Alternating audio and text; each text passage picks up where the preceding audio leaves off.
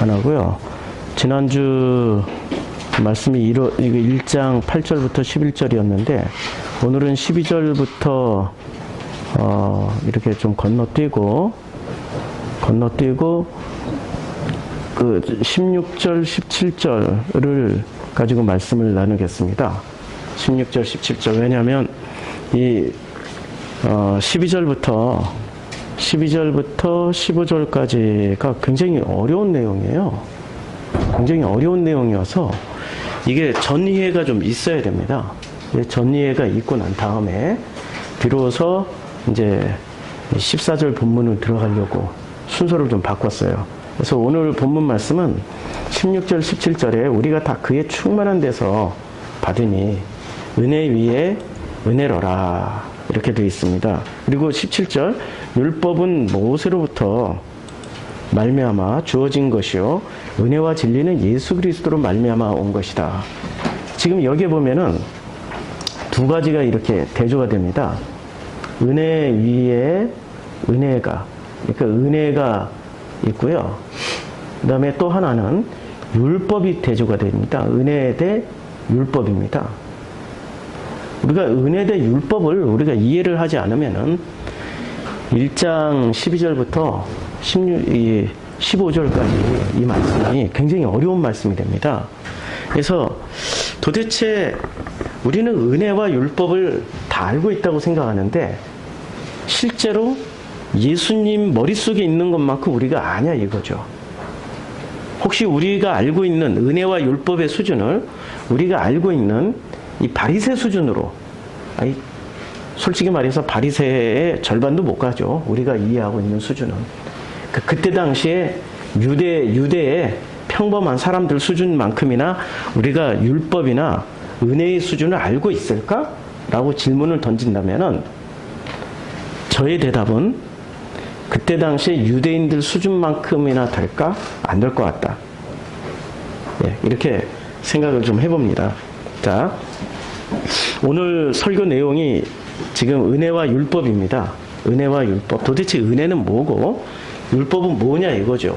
이제까지 우리가 성경 공부 말씀을 제가 전했던 내용을 보면 은혜는 뭐냐면은 호로고스를 우리가 알게 되고 그것을 받아들이고 영접하는 거예요. 그리고 호로고스를 누리는 겁니다. 근데 호로고스를 누리려면은 호로고스를 누리려면 반드시 해야 될 게 있어요. 자기 로고스가 내려져야 되는 거죠. 그래서 오늘 지금 16절과 17절 말씀은 은혜 대 율법입니다. 16절과 17절에 16절에 우리가 다 그의 충만한 데서 받으니 은혜 위에 은혜려라 라고 나오고 17절은 정반대의 개념이 나와요. 율법은 모세로 말미암아 주어진 것이요 은혜와 진리는 예수 그리스도로 말미암아 온 것이다. 이거 아주 정반대의 개념이 율법이 나오는 겁니다. 자, 그러면 이때 당시의 사람들은 율법을 살았을까요? 은혜를 살았을까요?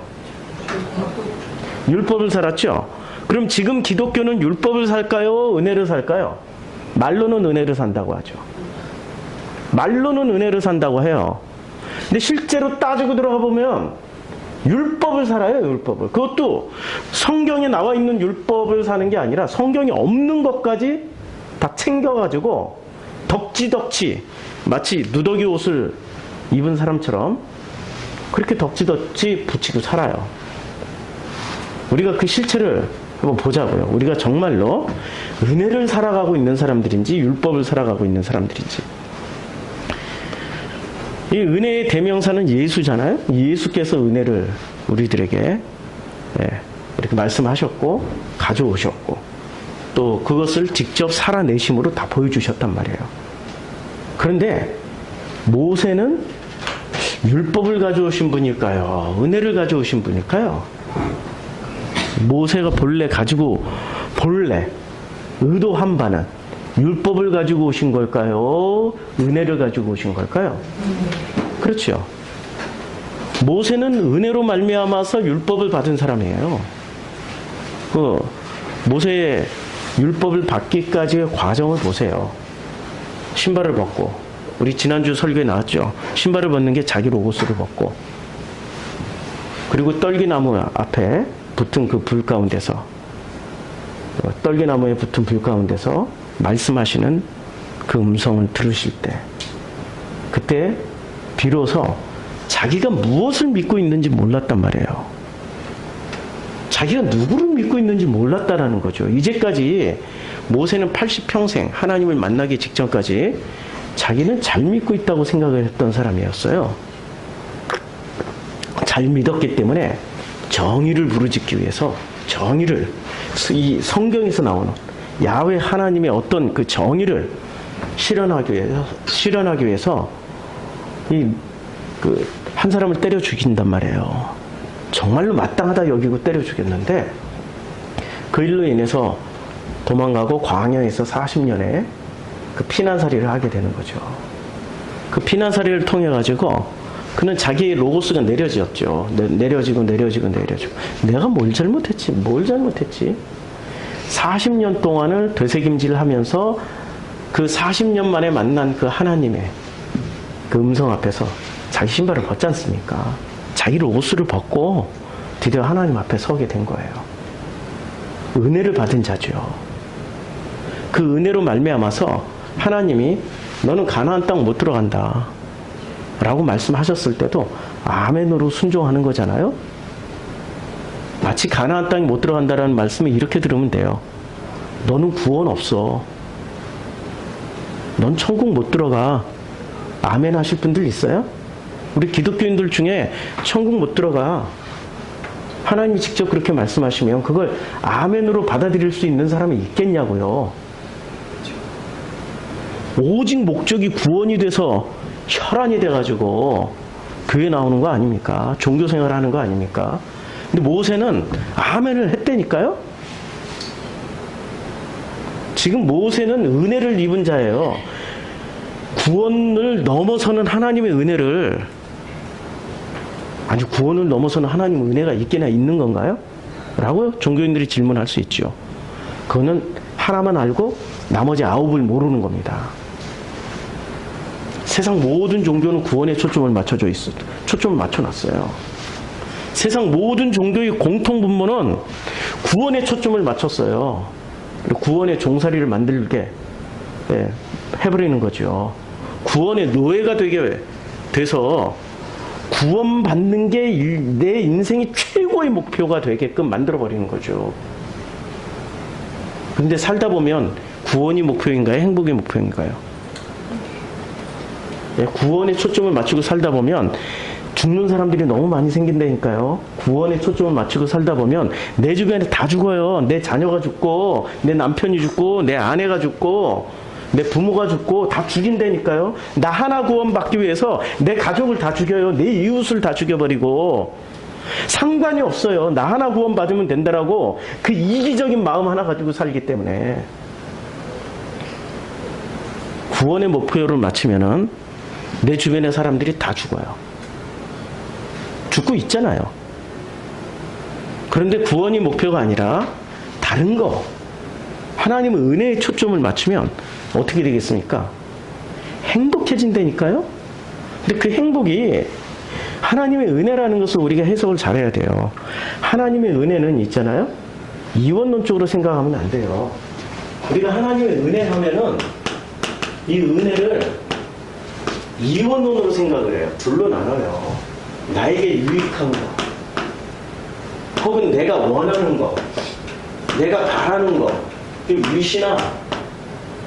위시나 원트, 뭐 이런 것들을 가지고 이걸 충족시키는 것을 은혜라고 생각하는 사람들이 대부분이죠. 그런데 은혜의 기준은 있잖아요. 나에게 내가 기준이에요? 하나님이 기준이에요? 은혜는 선물이잖아요. 선물을 받는 사람이 나 이거 주세요 하고 그거 받으면 땡이죠. 장땡이죠. 근데 그거 안 줄 때가 많아요. 아니 세상에 7살짜리 애기가, 나는 있잖아요, 이 군인들이 멋있어 보이니까 군인들의 그 군검, 그 검을 달라고, 선물로 달라고 그러면 그 검을 선물로 줄 수 있는 부모가 누가 있어요? 7살짜리가 나는 진짜 코만도 같은 멋진, 람보 같은 멋진 특전사가 되겠다고 자기한테 권총을 선물로 해달라 그러면 진짜 권총을 선물로 해줄 부모가 있나요? 있죠. IS는 줘요. 예, 그 무개념 종교인들은 줘요. 무개념 종교인들은 준다니까요.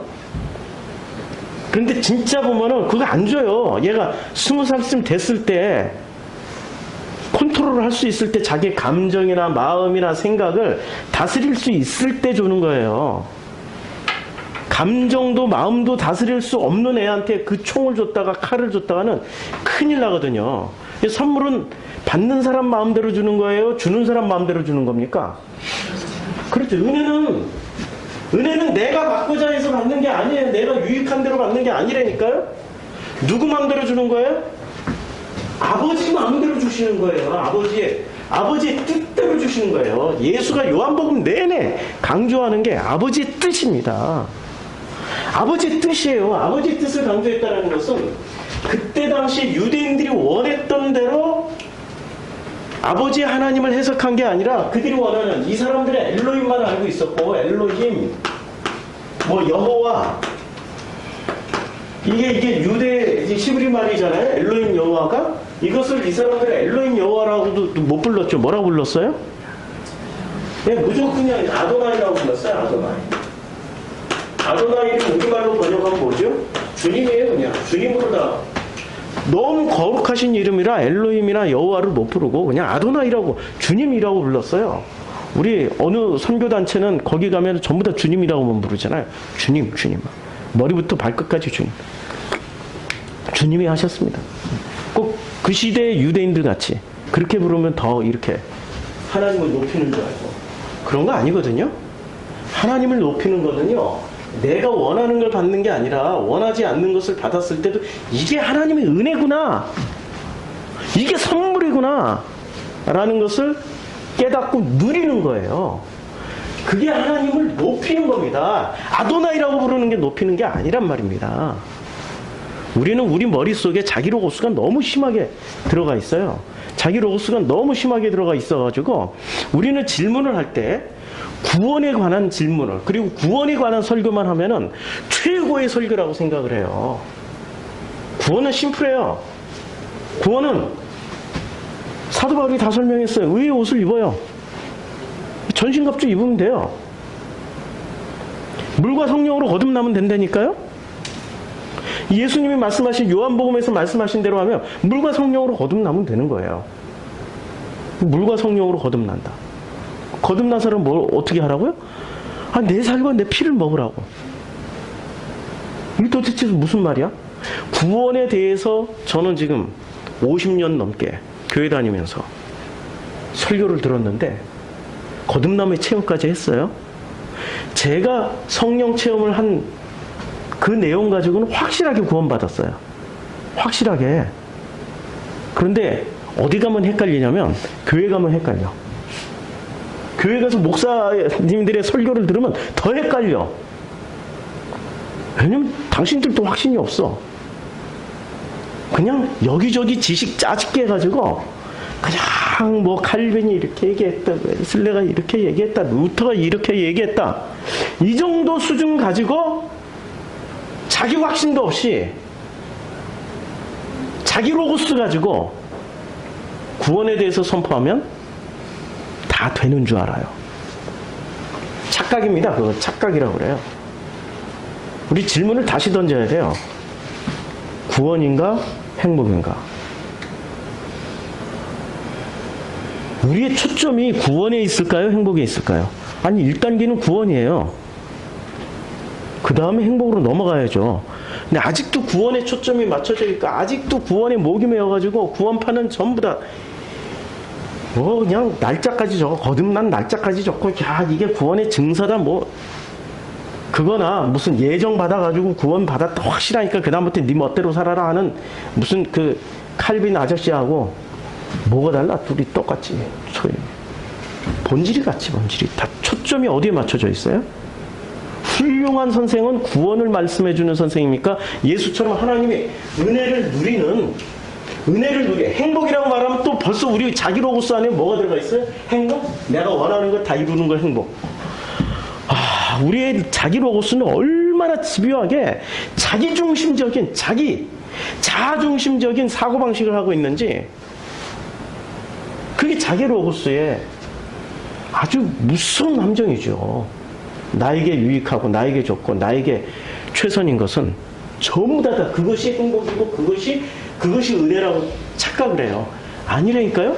구원을 받은 자는 행복으로 건너가는데, 이 행복의 기준이 나에게 있느냐, 아버지에게 있느냐. 구원받았다라는 게 뭐죠? 기준이 바뀌었다는 얘기예요, 지금. 구원받은 증거가 여러분들 안에 있어요. 근데 그것을 꼭 눈에 보이는 표적으로만 삼으려고 그래요. 눈에 보이는 표적. 물과 성령으로 거듭났고 무슨 이렇게 땅의 일을 말을 하여도 깨닫지 못하는데 어떻게 하늘의 일을 말하여도 너희가 깨달을 수 있겠느냐? 라고 말씀하신 우리 예수의 그 음성을 들어보시라고요. 물과 성령의 본질이 뭐죠? 아니, 물과 성령의 본질이 뭐예요? 내 로고스가 바뀌고 아버지의 로고스로 대신하는 거예요. 내 뜻 내려지고 아버지 뜻대로 바뀌는 거예요. 내 고집 내려놓고 아버지의 그 은혜로 살아가는 거예요. 이제 내 로고스가 내려졌고 내 기준이 내려졌어요. 내 기준은 뭐죠? 1번. 나에게 좋고 나에게 유익하고 나에게 내가 행복해야 할 만한 어떤 요소들, 이것을 찾는 게 자기 로고스라면 요건 내려지고, 이제는 2번. 아버지의 뜻대로 살아가는 사람이 이제 구원에서 행복으로 넘어가는 거예요. 모든 게 다 아버지의 뜻이요? 모든 것이 아버지의 은혜라면은 이 세상에서 불행할 게 뭐가 있어요? 모든 게 내 것이 아니고 아버지 거라는데 왜 그것을 인정을 못하죠? 내 로고스가 안 죽은 거죠. 저는 이 여름만 되면은 진우 생각납니다. 벌써 그 모드로 들어섰어. 2월달부터 예민하고 날카로워졌어요. 말을 안 하고 그냥 사는 것 뿐이지, 이걸 계속 말하면 옆에 있는 사람이 괴롭잖아요. 대신에 말을 안 하고 그러다 보니까 예민하고 날카로워지니까 나도 모르게 이렇게 툭툭 튀어나오는 것들이 있습니다. 툭툭 튀어나오면서 계속 저는 자기 검증을 하는 거죠. 왜 이러지? 왜 이러지? 그런데 한 가지 바뀐 게 있어요. 한 가지. 올해는 뭐가 바뀌었냐면, 누군가가 정말로 사랑하는 사람이 먼저 떠나고 나면은 그 사람에 대해서 내가 정말 잘해줬던 게 생각이 많이 날까요? 아니면 못해줬던 게 생각이 더 많이 날까요? 진짜 사랑하는 순서대로 말을 하면은, 사랑을 안 하는 나하고 별로 상관이 없는 남이 죽으면 내가 잘해준 것도 생각 안 나고 못해준 것도 생각 안 나고, 조금 가깝다고 하는 친구가 있으면 잘해주는 것, 그 새끼한테 내가 이렇게 잘해줬는데, 이놈한테 이렇게 잘해줬는데, 이런 거 생각 많이 나지만, 진짜로 사랑하는 가족 중에 누군가가 떠나면은 놀랍게도 잘했던 것보다 못했던 게 더 생각 많이 나요. 못해줬던 거, 안 해줬던 거, 그야말로 마음에 섭섭했던 거, 그게 전부 다 뭐로 돌아오죠? 죄로 돌아와요. 죄로 돌아온다니까요. 자기 질책, 자기 한탄, 자기 정죄, 이런 걸로 돌아와요. 근데 시간이 제가 이렇게 지나면서 저도 이 은혜 가운데 들어오고, 나의 로고스, 하나님의 로고스가 이렇게 밀고 들어오니까 재해석이 되어지는 거예요. 죄는 언제 생기냐면, 이 죄를 잘 보면은, 이 죄라는 것을 우리 주기도문에서 어떻게 설명하고 있어요? 주기도문. 예. 우리가 우리의 죄를 사하여 준 것 같이 우리의 죄를 사하여 주. 누가 우리의 죄를 사하여 줘요? 하나님이에요? 누구예요? 우리가 사하여 준다니까요. 우리가 죄의 사함을 줄 수 있어요. 그 우리는 누구예요? 여기에 모여있는 이 공동체가 아니고요. 하늘에 계신 우리 아버지. 그러니까 주기도문의 특징이 우리라는 단어가 굉장히 많이 들어가요. 첫 시작부터 하늘에 계신 누구 아버지? 우리 아버지. 이름을 거룩히 여김을 받으시오며 나라가 임하옵시며 뜻이 하늘에서 이루어진 것 같이 땅에서도 이루어지이다. 그 다음 오늘날 우리에게 일용할 양식을 주옵시고 그 다음에 또 어떻게 돼요? 우리가 우리에게 죄진 자를 사해 준 것 같이 우리의 죄를 사해 주옵시고 우리를 시험에 들지 말게 하옵시며 다만 악에서 구하옵소서. 나라와 권세의 영광이 아버지께 영원히 있사옵나이다. 이 주기도문의 핵심 키워드가 우리예요. 우리. 그럼 누가 우리냐 이거예요. 누가? 예수가 하늘에 계신 우리 아버지라고 할 때 우리 아버지라고 할 때 그 우리는 누가, 범위가 누구냐는 거죠. 이래서 한국 사람들은 참 복받았습니다. 우리라는 개념이 굉장히 익숙한 사람들이에요. 심지어는 자기 아내를 얘기할 때도 우리 마누라, 우리 남편. 아니, 거기에 지금 우리라고 쓰면 안 된다니까요, 그거는. 그는 내 아내, 내 남편이라고 해야 되는데 뭐라고 얘기를 합니까? 우리 아내, 우리 남편, 우리 아들. 뭐 아들이 무슨 공동 소유예요? 우리 아들? 나의 아들이라고 얘기를 하는데 서구 애들은 우리는 우리라고 말을 해요. 이 우리는 인간적인 개념이 아닙니다. 누구랑 팀 먹은 거예요? 우리는 누가? 나와 요한복음 14장 20절에 나오잖아요.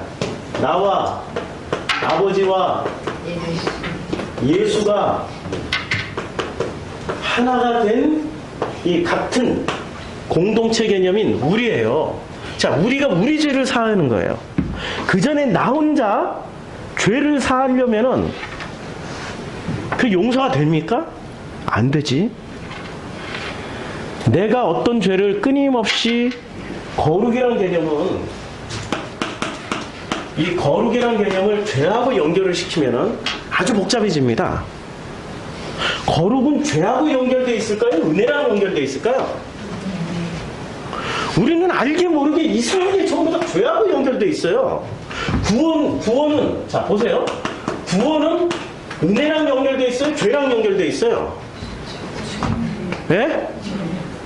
벌써 반으로 나뉘죠. 은혜랑 연결되어 있죠? 죄랑 연결되어 있어요? 생각 잘 해보시라고요. 거룩은 은혜랑 연결되어 있고 구원도 은혜랑 연결되어 있어요. 죄하고는 연결이 돼 있을까요? 안 돼 있을까요? 돼 있는데 끊어져요. 이게 요한복음의 개념이라니까요. 끊어져. 근데 이 끝까지 이것을 왜 달고 살을까요? 왜 죄를? 이래야 경건해 보여요. 경건. 이래야 경건해 보여요. 경건한 척 하는 사람들의 대명사가 누구였죠? 바리새인들. 그때 당시 유대인들. 그리고 유대인들은 죄로부터 경건은 있잖아요. 은혜로운 사람이 경건해 보여요? 죄에 연관되어 있는 사람이 경건해 보입니까? 은혜로운 사람은 반바지 입고 예배 온다니까? 하나님의 은혜에 그냥 마음껏 누니까 반바지 입고 예배 드리지만 그 말은 덕분에 그냥 저도 더워서 벗어버려야지. 은혜를 좀 누려야지.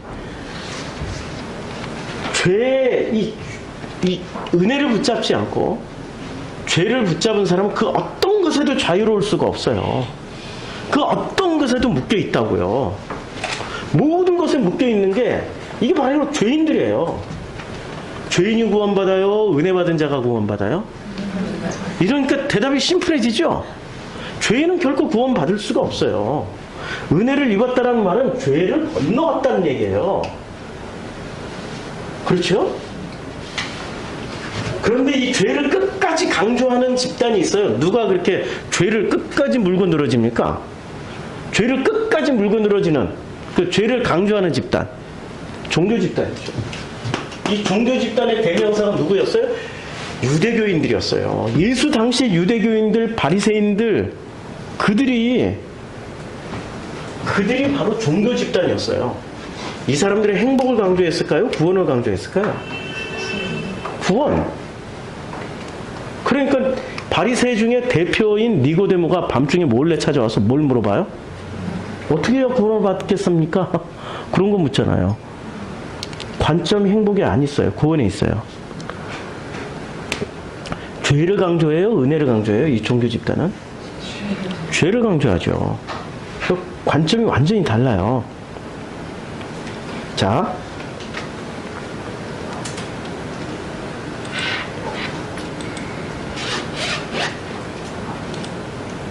이 죄를 강조하는, 자, 이제 모세가, 요한복음에 따르면은 이 모세가 어떻게 해석되어지는지, 유대인들은 모세를 어떻게 해석하고, 그 다음에 예수님은 모세를 어떻게 해석하는지 관점이 나옵니다. 모세는 지금 예수님이 모세를 은혜의 대명사로 쓰고 싶어요, 사실은. 예수님이 정말로 모세를 이 은혜라는 대명사로 쓰고 싶은데, 유대인들이 먼저 은혜로 써먹고 있습니까? 죄로 써먹고 있습니까? 죄. 이 죄하고 가장 관련 있는 게 뭐죠? 율법은 죄하고 관련이 더 클까요? 은혜하고 관련이 더 클까요? 예. 그렇죠. 율법은 죄하고 관련이 크죠. 그런데 율법의 본질은 은혜예요? 죄예요? 은혜죠, 은혜. 율법의 본질은 은혜란 말입니다. 그러니까 모세의 본질은 은혜인데, 이때 당시 유대인들이 모세를 은혜로 해석했어요? 죄로 해석하고 있었어요? 죄로 해석을 하고 있었어요. 그러니까 율법의 대명사 모세를 지금 예수님이 이렇게 끌어다 쓰고 있는 거예요. 끌어다 쓰고 있어요. 그런데 이 끌어다 쓸 때 쓰기 전부터 유대인들이 말을 하기 시작합니다. 자, 빌립이 나다나엘을 찾아, 이제 빌립과 나다나엘의 대화예요. 빌립과 나다나엘의 대화입니다. 유대인의 대화예요. 이 사람들은 누구였어요? 세례 요한의 제자였어요. 빌립이 나다나엘을 찾아 이르되 모세가 율법에 기록하였고 여러 선지자가 기록한 그 일을 우리가 만났으니 요셉의 아들 나사렛 예수니라. 자, 일단은 이 친구를 예수께로 인도하는데 첫 번째 징검다리가 누구였어요? 모세 율법이에요. 지금 첫 번째 징검다리가 모세의 율법입니다.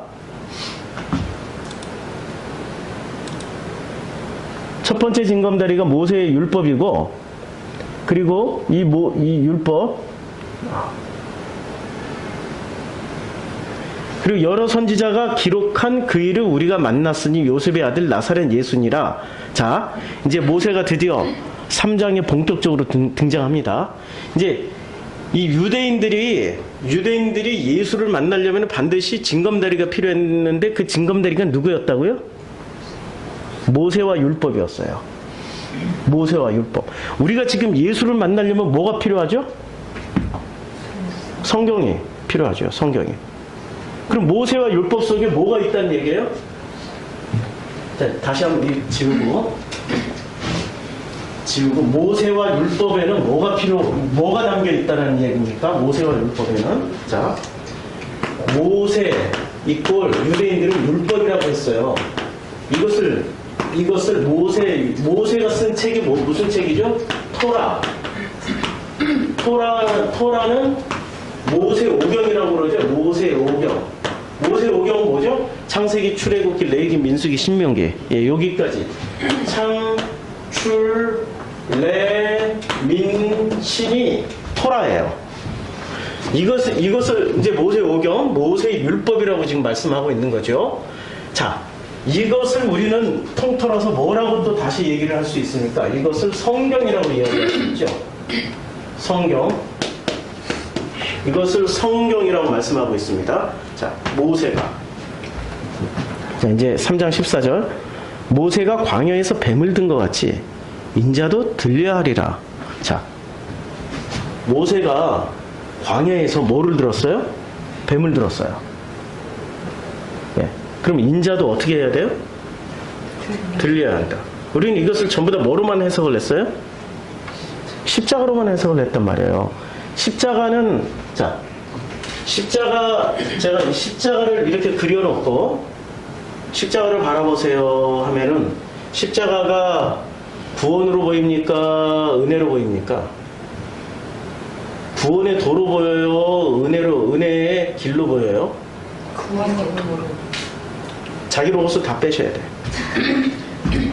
이게 전부 다 자기 로고스가 다 들어가 있는 거예요. 요한복음 그렇게 얘기를 안 해요, 지금. 자, 모세가 광야에서 뱀을 든 것 같이 인자도 들려야 하리니, 뱀의 역할이 지금 이제까지 설교했던 내용이 다시 한번 복습을 하는 거예요. 뱀의 역할이 지금 광야에서 뱀의 역할이 무슨 역할을 했습니까? 하나는 죽이는 역할을 했고, 지금 살리는 역할을 한단 말이에요. 우리는 살린다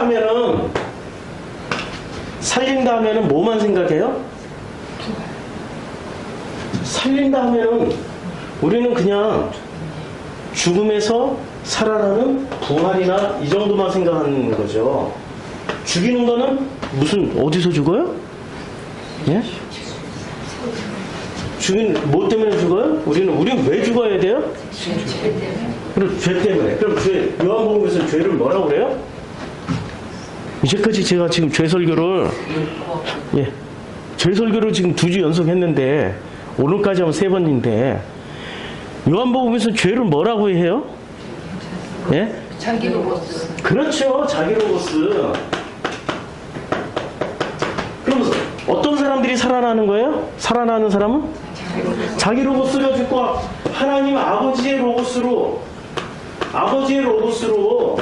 바뀌는 사람이 살아나는 사람이에요. 이 사람들이 뭐를 누려요? 구원에서 더 건너가서 행복을 누리는 거고, 구원에서 더 건너가서 은혜를 누리는 거잖아요. 자기 로고스에서 하나님의 로고스를 누리는 거고, 내 주변에 내 일상에 지금 일어나고 있는 24시간 내내 어떤 일이 일어나든지 간에 그것이 뭐로 해석이 되어져요? 이제는 자기 로고스로 해석되어지는 것이 아니라 아버지의 로고스로 해석되어져요. 제가 진우가 우리 가족이 갔을 때 사랑하는 사람이 어머니 가셨지, 아버지 가셨지, 진우 가셨지, 뭐 다 가셨지, 뭐 다 떠났지. 어머니 돌아가셨을 때 어머니한테 못했던 것만 생각나고, 아버지는 좀 드렸어요. 원래 오디푸스 컴플렉스가 있어가지고 아들하고 아버지는 왼수였기 때문에 아버지에 대한 애정은 그렇게 없었는데, 요새 아들을 통해서 다시 아버지를 보니까 아버지가 재해석되어지면서 너무너무 마음이 아픈 거예요. 못해드린 거. 아버지나 진우한테 못한 것보다 아버지한테 못한 게 훨씬 많더라고요. 근데 그렇게 해석이 되어질 때, 그전에는 그것을 죄로 해석을 했단 말이에요. 근데 나의 로고스가 내려지고 아버지의 로고스로 들어가서 살다 보니까 죄로 해석되어지는 것이 아니라 모든 내가 잘못한 것들조차도 뭐로 해석이 되어져요? 이해가 되어지고, 내 머릿속에서 이해가 되어지고, 이해가 되니까 그전에는 내가 나를 정죄하고 있었는데, 이해가 되어지니까 누가 나를 정죄를 안 하는 거예요. 내가 나를 정죄를 안 하는 거예요. 그전에는 내가 나를 해석했지만 지금 아버지의 로고스가 들어오니까 누가 나를 해석해요? 아버지의 로고스와 내가, 그게 우리란 말이에요. 우리가 나를 해석하니까, 그랬어, 그럴 수밖에 없었잖아, 괜찮아. 이게 내 목소리예요? 아버지 목소리예요? 아버지의 로고스로 해석이 되어지니까 저는 매 순간이 죄가 나를 침범해 들어오고, 율법이 나를 정죄할 때마다 누가 나에게 면죄부를 주고 누가 나에게 용서를 주냐 이거죠. 아버지가, 우리 아버지가 나에게 말해서 내가 설득당하는 거예요. 아버지의 로고스가 나에게 말씀을 하시니까 나의 로고스가 내려지고, 나의 율법, 나의 모세가 내려지고, 아버지의 로고스로 재해석을 하고 보니까 그래, 그때는 그런 거야. 그땐 그럴 수밖에 없었어. 지금 그 마음 그대로 이제는 내가 내 주변에 있는 내 살아있는 내 가족들에게 내가 성장한 거란 말이에요. 그렇게 재해석을 할 수 있다는 건 성장을 하게 된 거죠. 그 성장한 만큼을 돌려주면 되는 거예요. 그러니까 더욱더 은혜 가운데 들어가서 더욱더 행복해지는 어떤 것들을 찾게 되게 되는 거죠. 그런데 율법과 죄에 묶여 있으면 어떻게 될까요? 끊임없이 자기 자신을 채찍질합니다. 끊임없이 십자가에 못 박기만 해요. 부활은 못해. 부활이 없는 삶이야. 살아나지 못해요. 모세가 광야에서 뱀을 들었어요. 그거는 죽이려고 드는 거예요? 살리려고 드는 거예요? 살리려고. 그러면 인자도 들려야 되는 것이 무슨 목적으로 들리는 거예요? 아버지의 로고스가 너희들 가운데서 부활할 거야. 아버지의 로고스가 우리들의 삶 가운데서 끊임없이 한 차원 한 차원 더 깊은 해석을 해서 이제는 나를 이해하고 너를 이해하고 이해하는 만큼 정죄가 안 되는 거예요. 저는 10살 때 내 짝꿍 무지하게 정죄했어요. 이놈의 새끼가 이게 선 딱 그어놓고 넘어오면은 뭐 다 지꺼 해가지고 우리 어렸을 때 그랬잖아요. 얼마나 내 착한 사람인데 교회 다녔기 때문에 정죄만 하고 있었어. 나쁜 놈, 나쁜 놈, 나쁜 놈. 그러나 나는 착해가지고 네가 네 거 넘어오잖아. 그럼 난 너에게 돌려줄 거야. 그러면서 정죄는 다 하고 있었어요.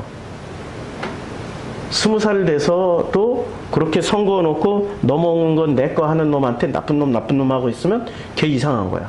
50살이 돼서도 선거해 놓고 넘어오는 건 내 거? 이러면 그걸 가지고 또 그것도 이해를 못하고 아니 넘어오면 내 거 하면 한 50살쯤 되면 통째로 다 줘. 책상 네가 다 가져. 50살쯤 되면은 네가 다 가져. 왜냐면 여기 앉아서 공부해도 행복해. 이럴 수 있어야 되는 거죠. 성장을 한단 말이에요. 성경에서 정말 중요한 개념은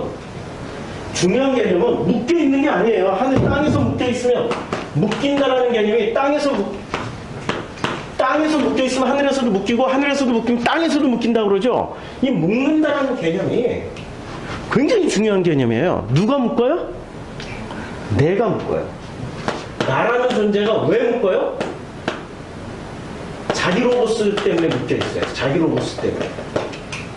그런데 언제 풀려요? 묶인 게 언제 풀립니까?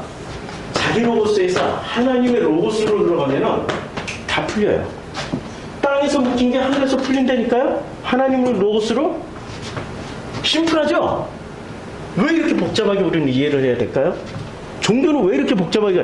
첫째, 모르는 것들이 가르치면 복잡해져.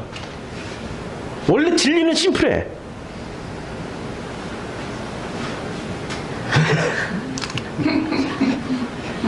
갑자기 너무 심한 얘기를 했다. 그분들이 뭐 모르고 싶어서 몰랐던 게 아니고 알고 싶어 하지 않아서 모르는 거죠. 알고 싶어 하지 않아서. 알고 싶어 해야 되는 거라니까요. 진짜로 알고 싶으려면 내려놔야 돼요. 자기 로고스가 요한복음 2장이 돌랑아리 6개가 다 비었을 때 그때 물 부어서 포도주가 되잖아요. 비워져야 채워지는 거예요. 안 비우고 궁금해하면은 절대로 채워지질 않아요. 이미 채우고 있으니까. 묶인 게 풀리는 거예요. 자기 로고스로 묶어 있는 것을 아버지의 로고스로 들어가면 다 풀리게 돼 있어요. 우리의 로고스가 인자가 들렸어요. 인자가 들리면 살리는 로고스가 된다는 얘기예요. 그것을 보는 사람은 보는 것과 안 보는 것은 엄청난 차이가 있는 거죠. 왜 안 봐요? 자기 로고스 때문에 안 봐요. 그까 이건 노뱀 봐서 뭘 살아나. 안 믿는 거지. 자기 로고스가 더 세니까. 어제 영화 독전을 봤는데 독전의 하이라이트 대사가 나오더라고요. 그 신학을 전공한, 미국에서 신학을 전공한 차승원이 주인공 무슨 이름이 브루스리인가 무슨 이름이 이상한 이름인데 외국 이름을 쓰는 그 차승원이 그런 얘기를 해요. 이 사람은 마약계의 무슨 거물이에요. 잔인한 짓을 수없이 하는. 근데 매 순간 성경 말씀을 인용하고 형제여 기도합시다. 마귀가 들어간다니 뭐 이런 식으로 신학을 전공한 사람이에요. 그가 이런 얘기를 해요. 자기 아버지를 자기가 죽였어요. 왜 죽였는지를 주인공이 물을 때 그런 대답을 하는 거죠. 자기 아버지를 죽인 이유를. 사람에게 잘못된 신념이 들어가면 그 잘못된 신념이 그를 끝까지 망친다. 그래서 그 잘못된 신념에서 벗어나는 유일한 길은 죽는 길밖에 없다. 그래서 내가 죽였다. 자기가 무슨 일을 했어요? 자기가 예수 역할을 한 거라니까요. 지가 못 박혀야 되는데 지 아버지를 못 박아 죽여버렸어요. 영화 독전 재밌습니다. 자기 로고스로 보면은 자기 로고스로 그 차승원이 했던 얘기 중에 팩트는 하나 있어요. 잘못된 신념이 뭐죠? 자기 로고스가 잘못된 신념이에요. 요한복음 5장 45절을 보면은 내가 너희를 아버지께 고발할까 생각하지 말라. 너희를 고발하는 이가 있으니 곧 너희가 바라는 자 모세니라. 자, 모세에 대한 해석이 점점 어떻게 돼요? 처음에 발전을 하는 거예요. 지금 요한복음은 1장에서는 어떻게 해요? 모세의 율법을 통하여서 징검다리 삼아서 누구의 위로 건너가요? 예. 그 다음에 3장에서는 모세를 어떻게 소개하죠? 모세가 광야에서 뱀을 든 주인공이에요. 뱀을 매달았던 주인공이에요. 주인공처럼 모세는 그야말로 살리는 로고스, 자기 로고스가 아니고 죽이는 로고스가 아니고 살리는 로고스를 들었던 사람으로, 로고스로 들었던 사람으로 지금 굉장히 1장과 3장에서는 긍정적으로 해석을 했어요. 그런데 5장에 오니까 어떻게 돼요? 모세가 그들이 원하는 대로 해석을 해주는 거예요. 그들이 누구죠? 종교인들. 유대 종교인들, 지금 종교인들. 너희가 바라는 모세니라. 이 모세가 뭐를 해주고 있어요? 예. 모세가 뭐를 해주고 있냐면 이런 걸 해주고 있어요. 모세가 너무나도 놀랍게 모세가 고발을 해요. 고발을 한다니까요. 모세가 내가 너희를 아버지께 고발할까 생각. 그러면 예수가 고발을 하는 거예요? 아니면은 율법, 이 모세가 고발하는 거예요? 모세가 고발하는 거예요. 예수는 고발하러 오신 분이 아니에요. 자, 예수는 죽이러 왔을까요? 살리러 왔을까요? 살리러. 근데 왜 십자가를 다 죽음으로만 생각을 해요? 살리러 오신 분이에요, 예수는. 예수는 살리러 왔고, 모세도 살리러 왔을까요? 죽이러 왔을까요? 모세가 살리러 왔어요? 죽이러 왔어요? 살리러 왔죠. 살리러 왔는데 이때 당시에 유대인들은 모세를 뭐로 붙잡고 있었어요? 죽이는 율법으로 붙잡고 있었다니까. 예수가 지금 그거 얘기하는 거예요. 너희를 고발하는 자가 내가 아니야. 모세야. 너희들이 붙잡고 있는 모세야. 제가 지금 기독교인들한테 물을게요. 너희를 고발하는 게 내가 아니고 예수야. 같은 논리죠, 지금. 죽이는 예수로 붙잡고 있으니까, 구원으로만 붙잡고 있으니까 예수는 어떤 존재가 되는 거예요? 그들에게? 심판자, 죽이는 자가 되는 거예요. 예수가 지금 했던 논리대로 지금 그대로 말을 하면은 이런 논리가 되는 거예요. 이해가 되죠? 자, 살리러 왔어요, 모세도. 자, 46절. 모세를 믿었더라면 또 나를 그러니까 이 말이 무슨 얘기예요? 같은 내용에 지금 예수나 모세나 살리러 오신 분들이라고요. 모세를 믿었더라면 나를 또 믿었을 거야. 이는 그가 내게 대하여 기록하였습니다. 무엇에 대해서? 예수에 대해서 기록을 했던 거예요. 살리는 존재로 오셨다라는 걸. 그런데 모세를 살리는 존재로 붙잡은 게 아니라 뭐로 붙잡았어요? 제가 어렸을 때부터 뭐 큰 죄는 안 저질렀어요. 무슨 살인죄, 무슨 강도 이런 건 안 저질렀어요. 소소한 죄들. 눈으로 이렇게 간음으로 범죄하고. 하지만 뭐 교회에서 제일 먼저 때려잡는 죄가 무슨 죄입니까? 간음죄. 심지어는 어딥니까? 그 순회복음 선교 가면은 제일 먼저 때려잡는 죄가 무슨 죄인 줄 아세요? 자위하는 거 때려잡아요. 그거 안 하는 사람이 어디 있어요? 그거. 모든 죄를 다 거르고 넘어. 우리 진우가 나도 이제 순회복음 출신이니까 우리 진우 아들을 보냈어요. 우리 진우가 주일날 가더니 월요일날 탈출해서 나왔어. 가자마자 죄로 때리는데 얘는 못 견디는 거예요. 얘는 벌써 은혜를 체험하고 은혜 가운데 은혜를 누리고 있는 그 상태인데 다시 죄로 되돌아가서 죄로 때리니까 죄로 두드러 잡아. 일주일 내내 죄로 두드러 잡아요. 목요일날 나의 복음이라고 해가지고 내가 복음 목요일인가 금요일날 자기 복음 쓰게 만들고 자기 죄 고백하게 만들고 밤새도록 무슨 그것도 고백 서로 울고 불고 부둥켜 안고 이런 걸로 어떤 세레모니를 하긴 해요. 저도 그 과정을 통해 가지고 오긴 왔지만 뭐로 해석을 합니까? 죄로 해석하는데 그 죄 중에 안 걸리는 사람이 없는 간음죄. 저 어린 시절 내내 저것 때문에 늘 죽을 생각만 하고 있었어요. 저 죄 때문에. 아니, 내가 실제로 간음을 한 것도 아니고 눈으로 범죄하고 생각만 해도 이 결벽증이라는 게 있어가지고 스스로 죄인이기 때문에 그 죄로 인하여서 내가 못 견뎠다니까요. 그 어린 시절을 불우하게 보냈어요. 행복하게 애처럼 사는 게 아니라 이것 때문에 날마다 죽고 싶었어요. 죄로. 그러면은 그때 제가 생각했던 성경이나 예수는 나를 살리는 분이 아니고 나를 죽이시는 분이었죠. 우리는 구원에 초점이 맞춰져 있으면 예수를 그걸로만 해석을 해. 나를 죽여주시는 분, 십자가에 못 박아주시는 분. 지금 2000년 전에 모세가 예수의 위치였잖아요. 모세를 어떻게 생각했다고요? 살리는 모세가 아니라 죽이는 모세.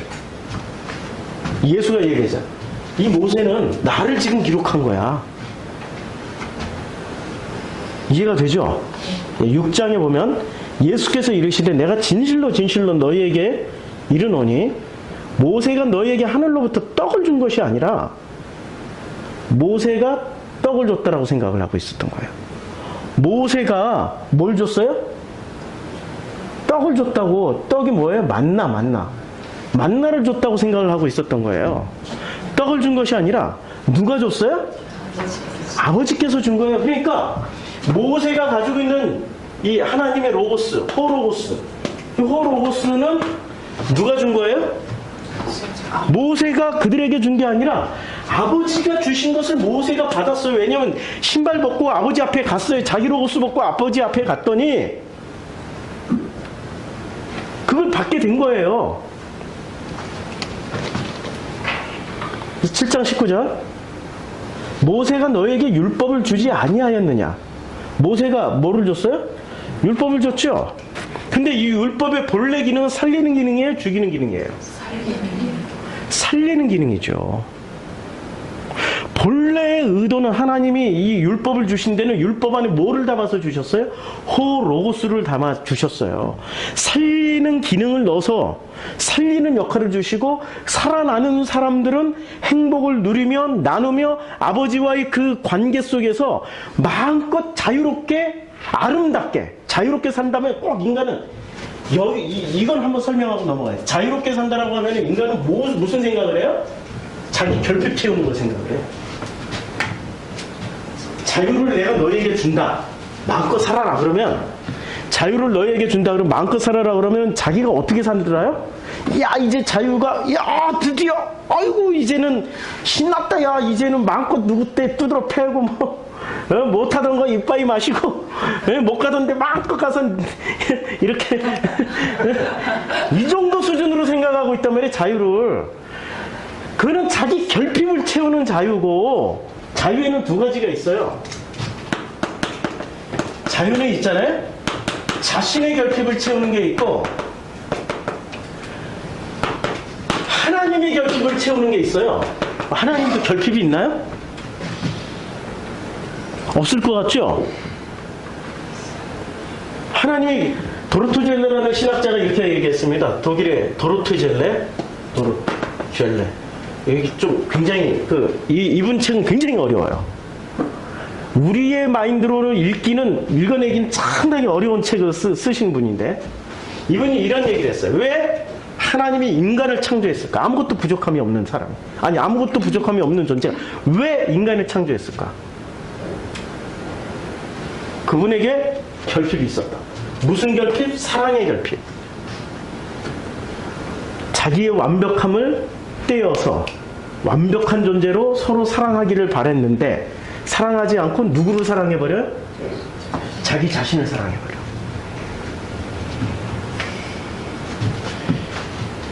우리 인간의 결핍은 의식주의에 대한 결핍이에요. 그리고 자기 자신에 대한 결핍이에요. 근데 하나님의 결핍은 너에 대한 결핍이라니까. 결핍이 근본이 달라요. 인간의 결핍은 나의 결핍이고, 하나님은 너에 대한 결핍이에요. 너를 만나고 싶어. 너를 제발 좀 만나고 싶단 말이야.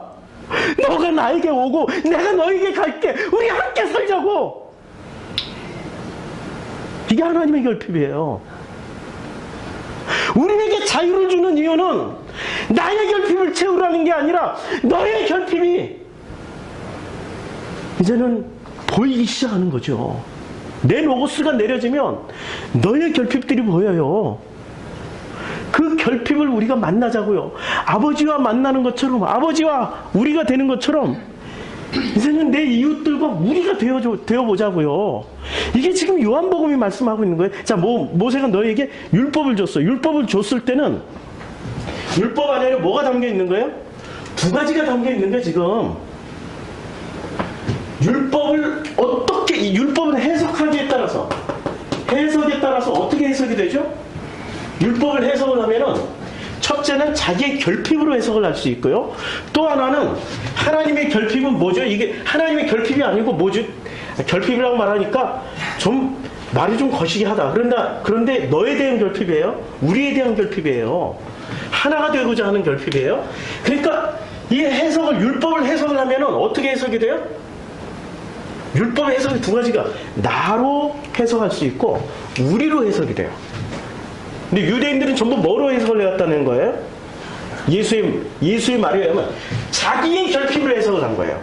자기의 결핍을 뭐로 채우려고 그랬어요? 율법으로. 율법으로 채우는 게 쉬울까요? 은혜로 채우는 게 쉬울까요?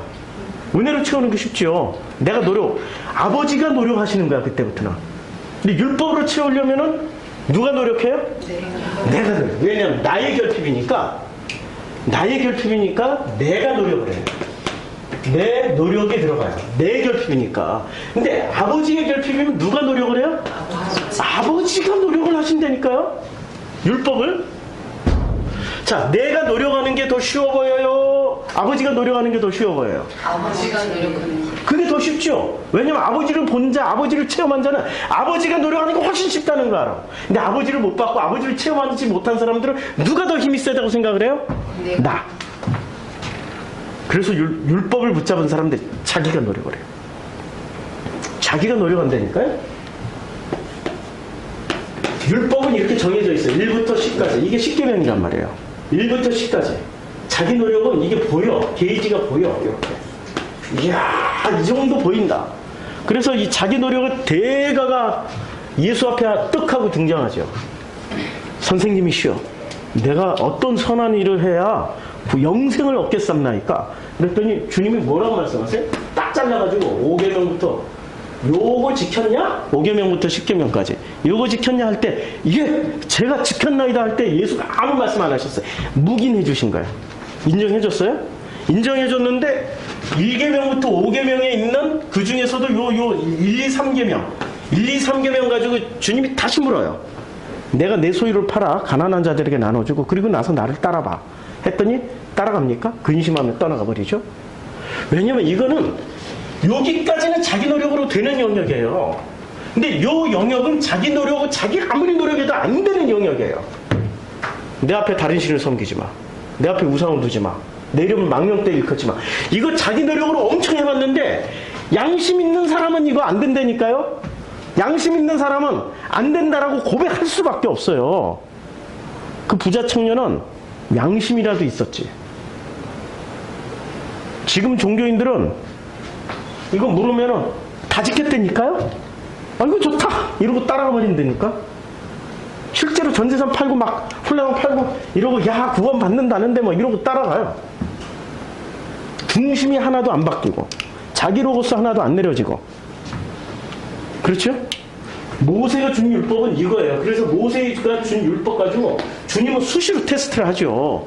자, 너희에게 율법을 주지 아니하였느냐? 너희 중에 율법을 지키는 뭐가 없어요? 지키는 자가 없는 거야. 놀랍게. 지금 이때 당시에 율법을 전 세계적으로 가장 잘 지켰던 사람들이 누구였어요? 바리새와 유대인들이었어요. 바리새와 유대인이었는데 왜 율법을 주님은 안 지켰다고 했을까요? 지금 여러분들이 이때 당시에 유대인들처럼 율법 지키면서 살면은 숨 쉬거나 살 수 있을 것 같아요? 숨 못 쉬어요.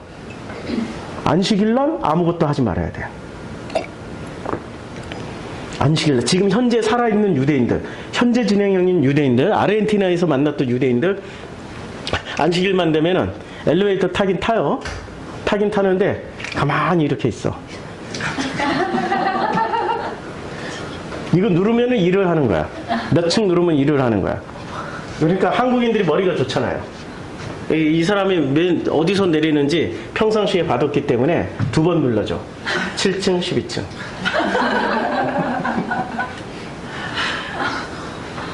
살 수 있어요? 이런 식으로? 외모하고 상관없어. 우리 한국인들은 지금 성형수술이라도 해서 외모를 어떻게 드든지 이쁘게 보이려고 하잖아요. 유대인들은 지금 현재 진행형인 유대인들은 그 외모 상관없어요. 남자들도 머리 기르고 다 머리를 따가지고 이상해. 그냥 봐도 유대인이야. 저거 되게 이상한 놈이야. 그 아르헨티나 여름은 엄청 더워요. 34도, 36도, 심지어 40도까지 올라가는 여름도 있는데 그때 긴 연매복 같은 긴 옷에 모자는 이따 막혀 놓고 수염을 덥수룩 하고 그냥 봐도 더워. 그냥 봐도 짜증날 정도로 더워. 그거 입고 다닌다니까요?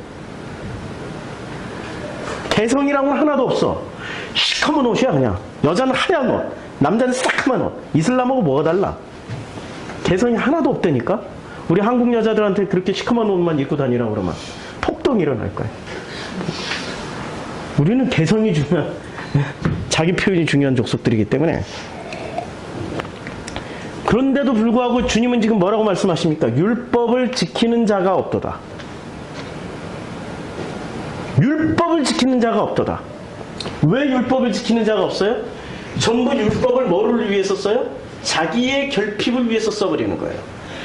하나님의 결핍에 우리가 가서 만나주면 되는데 자기 결핍 채우는 대로 써버려요. 자유도 그렇게 써버리지 율법도 그렇게 써버리지. 이러다 보니까 이 사람들이 생각하고 사고하는 그 사고 기준이 하나님의 로고스로 못 넘어가고 전부 다 어디에 머물러 있어요? 자기 결핍에 머물러 있어요. 그러면서 끊임없이 이 사람들은 무슨 짓을 합니까? 죄를 회개하는 거죠. 종교인들이 제일 먼저 뭐부터 해요? 만나면 죄부터 고백하잖아요. 경건한 종교인들. 경건하지 않는 저 동네에 빼놓고 경건한 종교인들. 그래서 그 S 선교회 무슨 거기에 만남 한 몇 년 동안 했다니까요. 그 다니면은 제일 먼저 자기 고백부터 일주일 내내 했던 자기 죄부터 고백해. 난 이렇게 살았고 이렇게 죄를 짓고 이렇게 죄를 짓고 이렇게 죄를 짓고 이런 죄인이고 이런 죄인이고. 그러면 서로 할렐루야 십자가에 못 박혔습니다. 아멘하고 부둥켜 안아주고 막 손잡고 기도해주고. 그럼 몇 년 했는데도 여전히 나는 죄인이야. 체험해보신 분들이 있죠? 한번 단체로 한번 갔다 올까요?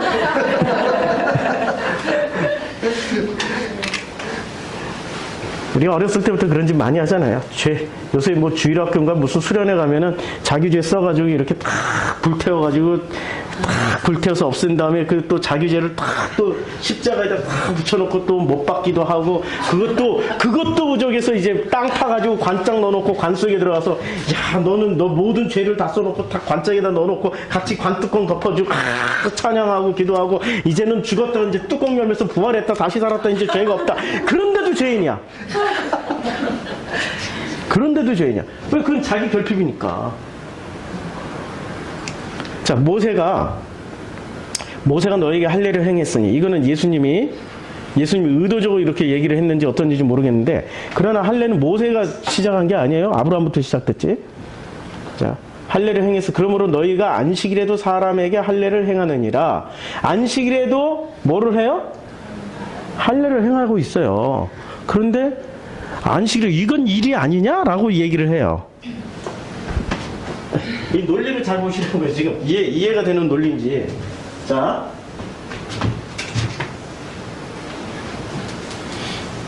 이게 한번 쓰고 나니까 눌러 지우니까 딱 이 분필이 백히네. 좀 마르고 난 다음에 해야지. 자, 안식일에 할례를 행하는 게 안식일법의 위반이 될까요? 합법일까요? 안식일에 할례를 행하는 건 합법일까요? 위반일까요? 안식일에 엘리베이터 누르는 건 합법일까요? 불법일까요? 무슨 차이가 있죠? 안식일에 엘리베이터를 누르는 건 불법이에요. 성경에 안 나와 있으니까. 근데 할례도 성경에 나와 있고 안식일도 성경에 나와 있어요. 그러니까 유대인들은 어떻게 생각해요? 성경에 나와 있으니까 합법. 성경에 안 나와 있으면 불법. 이 사람들이 수준이 이렇다니까요? 이렇다니까? 성경에 안 나와 있는 것을 우리는 더 큰 죄로 여길까요?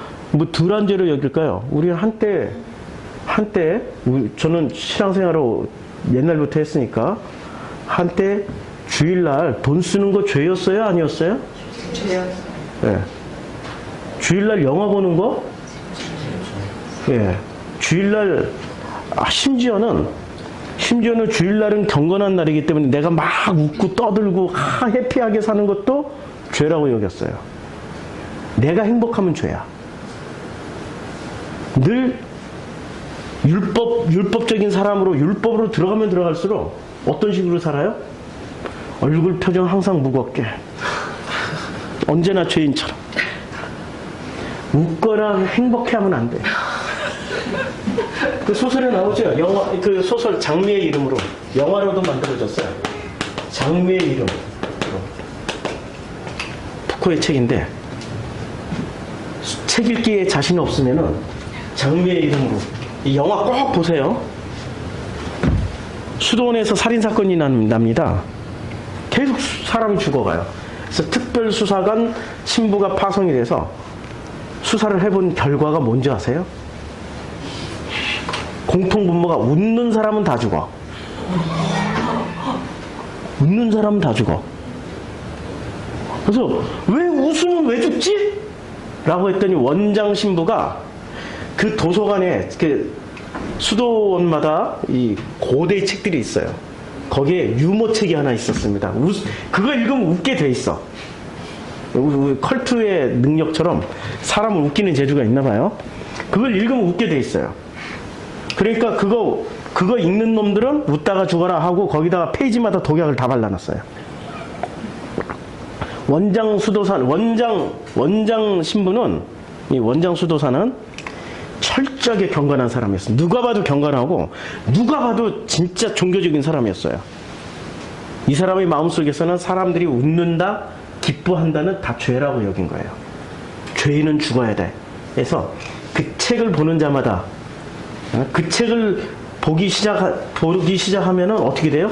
책마다 발라진 독약이 이렇게 피부를 타고 들어와서 죽게 만들어 놨어요.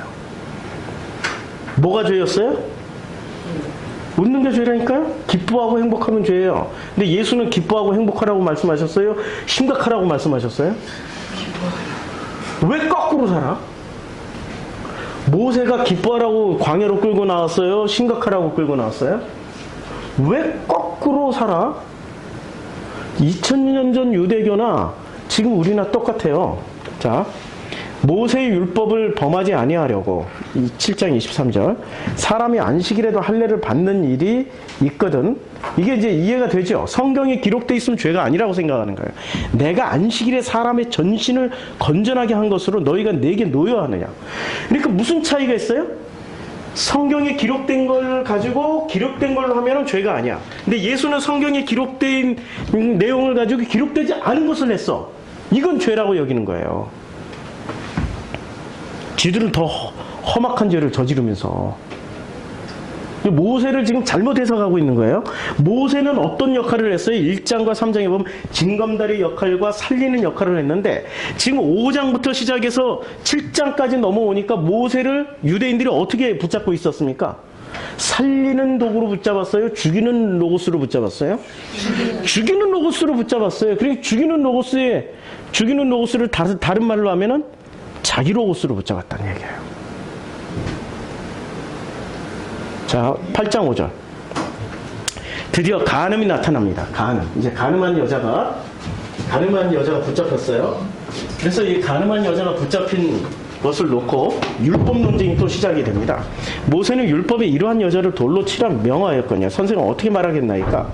모세는 어떻게 하라고 그랬어요? 간음하다 붙잡히면 돌로 치라고. 근데 예수는 어떻게 했습니까?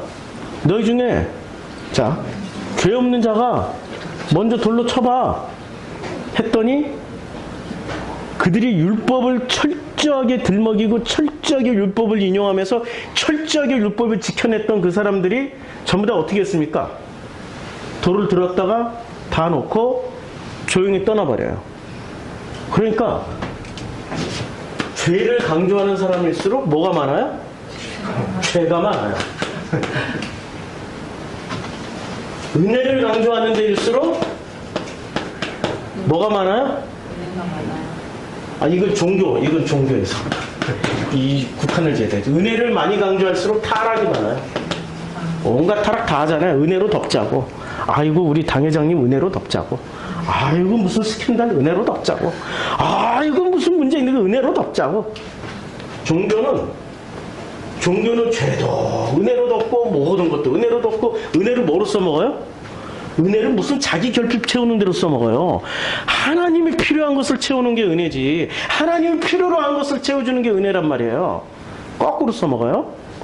자, 8장 5절 모세는 율법에 이러한 여자를 돌로 치라 명하였거든요. 선생은 어떻게 말하겠나이까? 그랬더니 주님은 이제 죄 있는 자부터 죄 없는 자부터 돌로 쳐봐 그랬더니 다 내려놓고 가는 거예요. 그러면 종교가 아니고 복음에서는 복음의 관점으로 죄를 보면 죄는 뭐를 보여요? 복음의 관점에서 보여요. 예, 죄는 뭐가 드러난 거예요? 자기 로고스가 드러난 거예요. 그런데 자기 로고스의 또 다른 표현은 자기 결핍이에요. 자기 결핍으로 만들어낸 어떤 붙잡은 이론들, 이데올로기들이에요. 이 자기 결핍.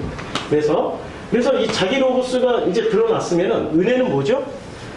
은혜는 자기 로고스가 내려지고 하나님의 로고스로 가득 채워지는 거예요. 하나님의 로고스로 가득 채워지는 게 이게 복음이에요. 그러니까 은혜가 더하면 더할수록 뭐가 드러나요? 내가 드러나요? 아버지가 드러나요? 내가 드러나는 게 아버지가 드러나는 거죠. 그래서 예수는 뭐라고 얘기를 해요? 아버지가 이러시니까 내가 일을 하고 아버지와 나는 하나라라고 얘기를 하니까 유대인들이 어떻게 생각해요? 요 종교로 붙잡은 유대인들이 어떻게 생각해? 예수 저거 죽여야 되겠네? 5장에 바로 아버지와 자기를 동일시하다니 저런 천하의 몹쓸 놈이 다 있나? 이렇게 생각하는 거죠. 9장 28절에 그들이 욕하여 이르되 너는 그의 제자이니 우리는 모세의 제자라. 이야, 드디어 이제 모세가 점점 무슨 도구로 쓰여집니까? 유대인들에게 모세가 예수 죽이는 이제 드디어 살인의 도구가 서서히 시작되는 거예요. 너는 그의 제자나 우리는 모세의 제자야. 자, 유대인들이 그럼 누구의 제자였어? 유대인이 이꼴 모세의 제자였어요.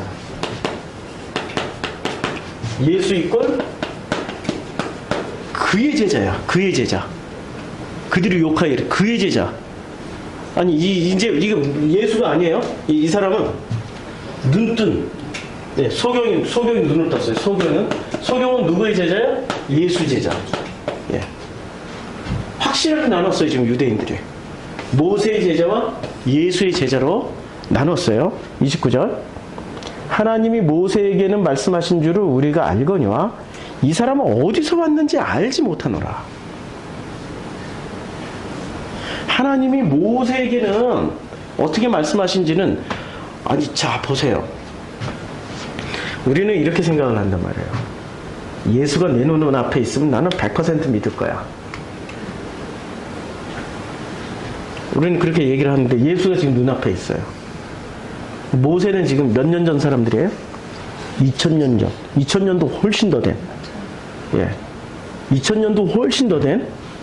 근데 예수를 보고 예수를 생각하고 예수에 대해서 논증을 하면서 예수의 어떤 것들을 검증해서 자기네들이 받아들일 생각은 안 하고 2000년 전에 모세는 실제로 눈앞에 있었던 것처럼 믿어버린다니까요. 눈앞에 있는 것을 보면서 안 믿고 지금 2000년 전에 그걸 믿는다니까? 이해가 돼요? 우리가 그러고 있잖아요. 우리가 지금 그렇게 있잖아요.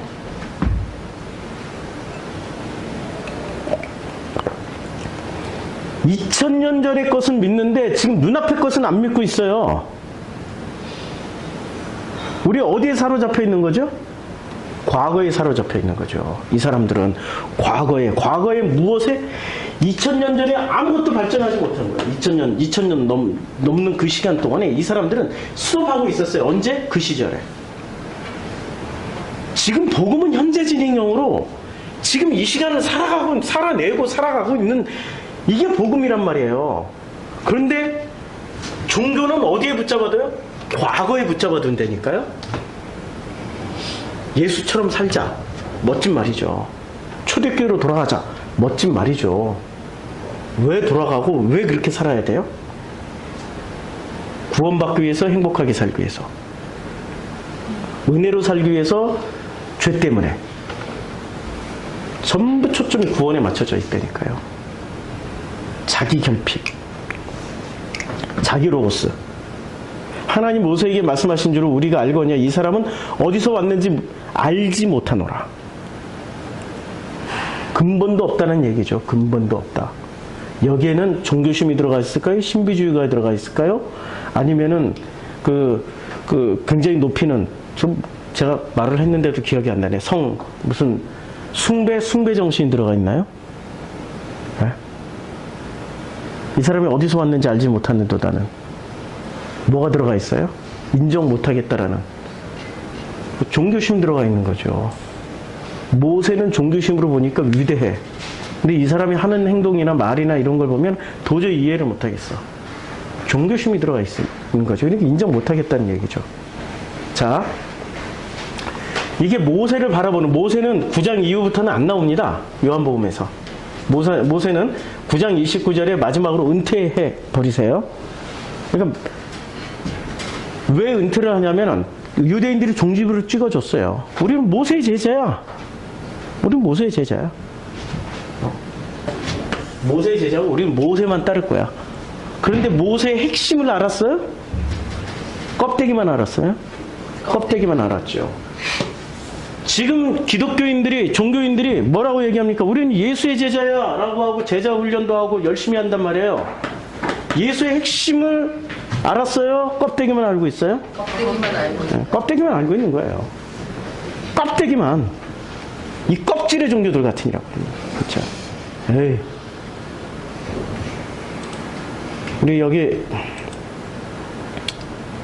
우리 자아는 세 개가 있습니다. 이 제이킴 성도 밴드에 올리신 글이에요. 첫째는 자신이 타인에게 보여주고 싶은 자아가 있어요. 자기가 타인에게 보여주고 싶은 자아가 있어요. 그래서 이 사람은 그 모습으로 실제 마음은 그렇지 않은데 그렇게 열심히 살아요. 그리고 타인이 나를 인식하는 자아가 있어요. 다른 사람이 나를 인식하는. 그렇게 인식되면은 그렇게 살아야 돼요. 어느 날 나는 되고 싶지 않았는데 아버지가 됐어. 요 조그만 것이 이 평생 직장이라고 평생 따라다니면서 아버지 무슨 얼마 줘. 얘는 퇴사도 안 해. 얘는 절대 은퇴도 없어. 내가 먼저 은퇴하지. 아, 진짜. 나는 아버지가 되고 싶지 않은데 아버지가 돼 있는 거야.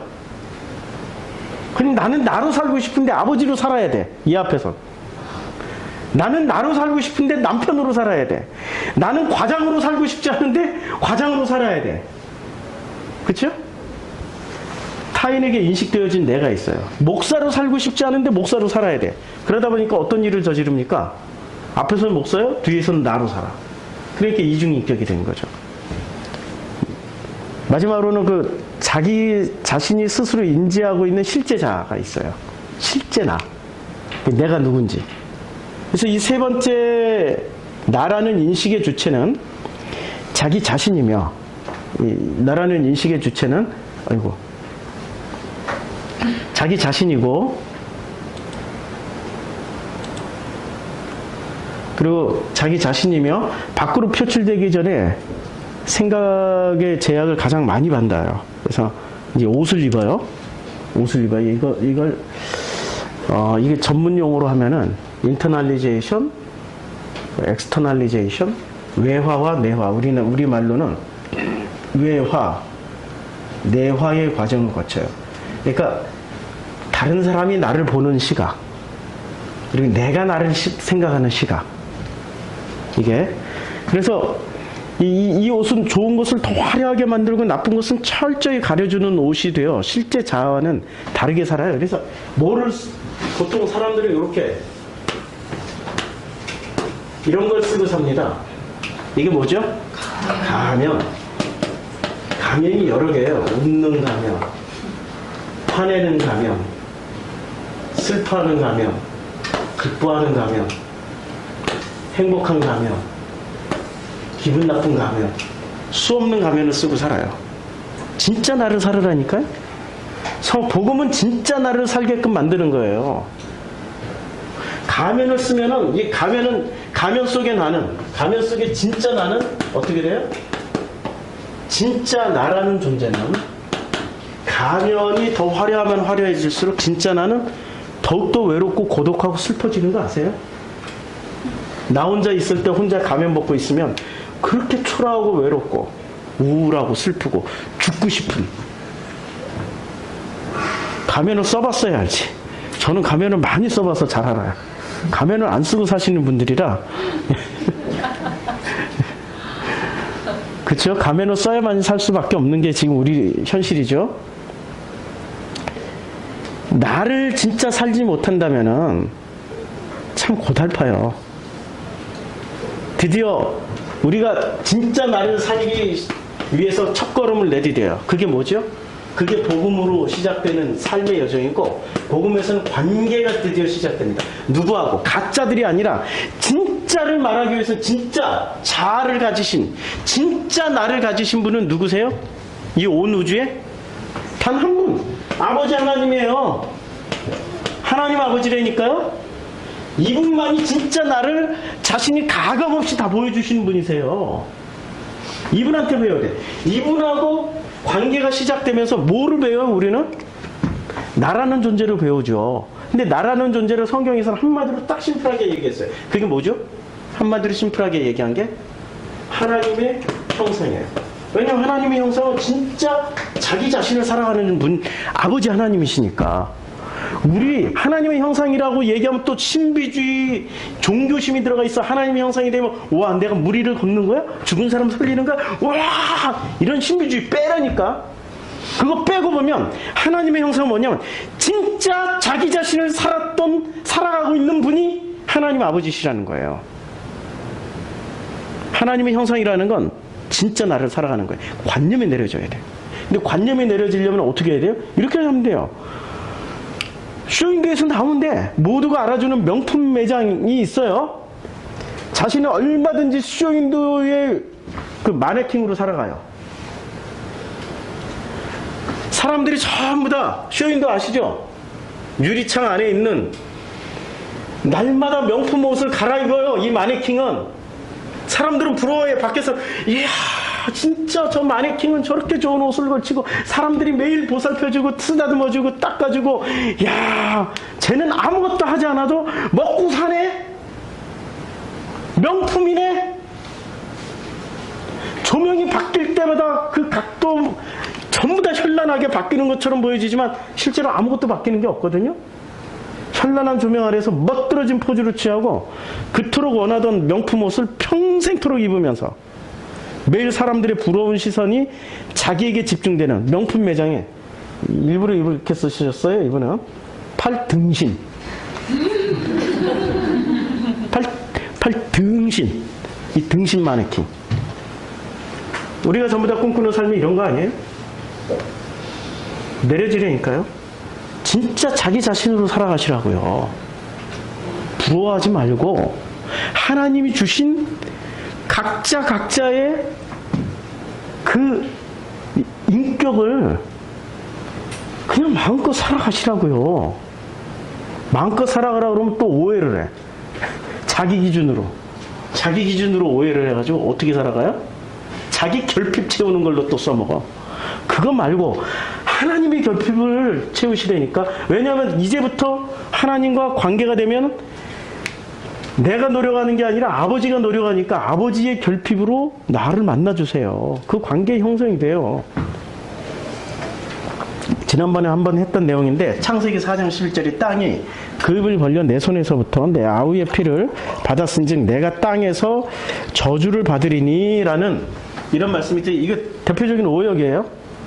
이게 저주를 땅에서부터라는 단어가 이 전치사 민이 들어가 있는데 이걸 잘못 오역한 겁니다. 땅에서의 저주를 받는다라는 이 번역은 오역입니다. 예? 땅은 저주를 주는 주체가 될 수가 없어요. 땅이 어떻게 저주를 줘요? 그치요? 이거는 전치사 민의 오역이에요. 민, 하레치 이렇게 나오는데 전치사 민은 세 가지 개념으로 번역이 가능해요.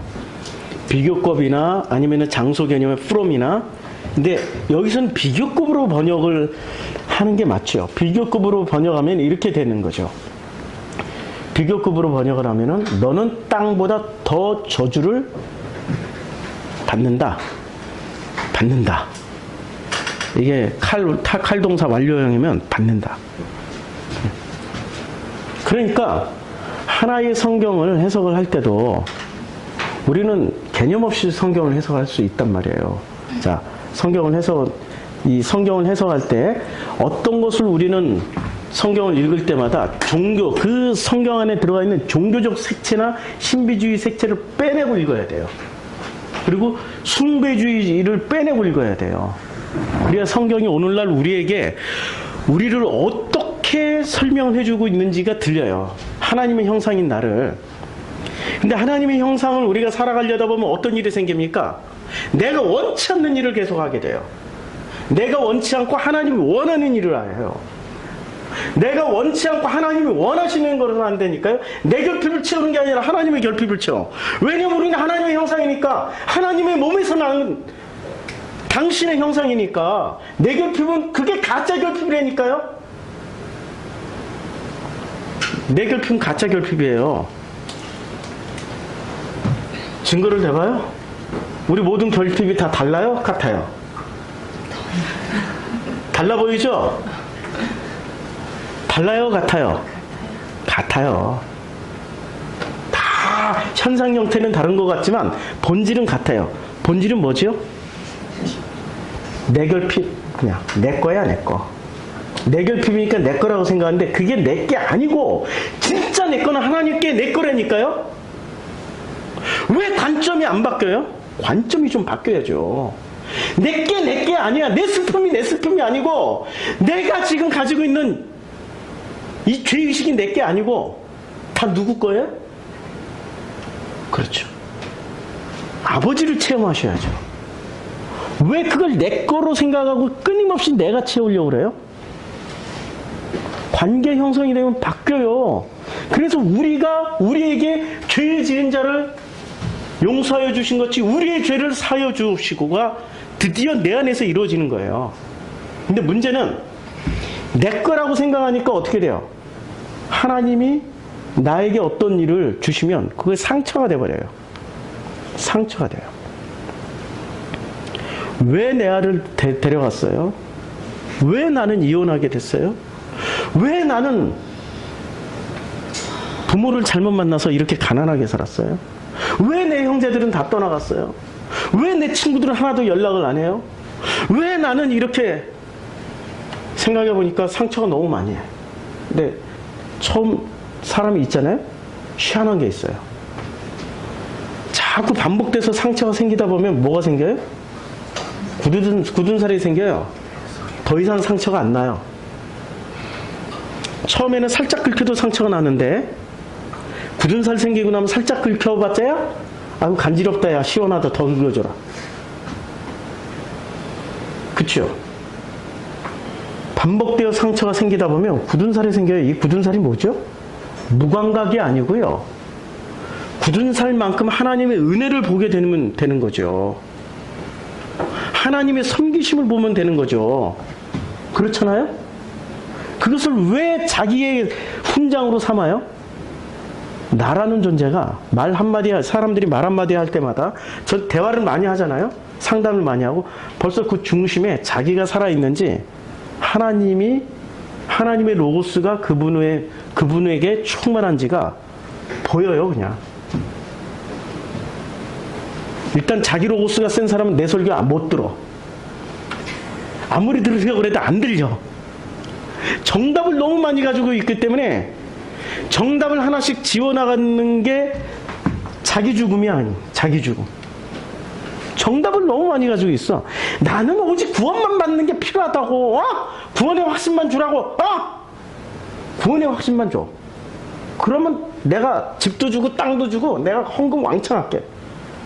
이게 지금 종교인들 아니에요? 난 그런 거 필요 없어요.